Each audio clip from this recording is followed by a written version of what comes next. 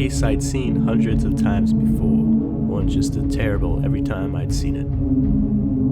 A cookie thief at large. You see, something didn't add up, the cookie count. In the cases we'd seen before, Cookie Monster being the penultimate suspect, we'd always managed to find the rest of the cookies. The crime was executed perfectly. No evidence left behind.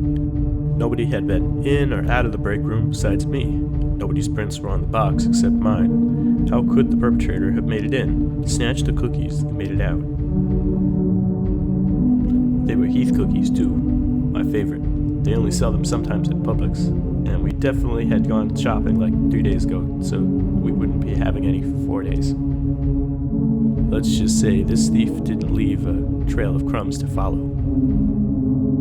I felt like I was missing something. Had the force just dulled my senses a little bit after working there for decades? Something just didn't add up about this. Some calls had come in through about a shooting in Brooklyn, but we had a more important case to solve, the case of the cookie count.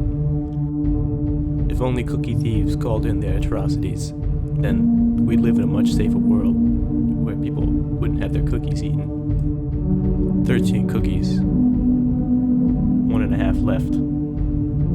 No explanation. I stared at the empty box in my hand, which began to mimic the empty part of my soul, which knew that I would not be eating any Heath cookies anymore this week. And then it dawned on me. I was the thief. I was the one who had eaten the cookies. And I think, in a nature to protect myself, my subconscious had just said, no, come on, go and sprinkle some cookie crumbs on someone else and say, hey, you ate these cookies, but they didn't eat them cookies. I ate the cookies.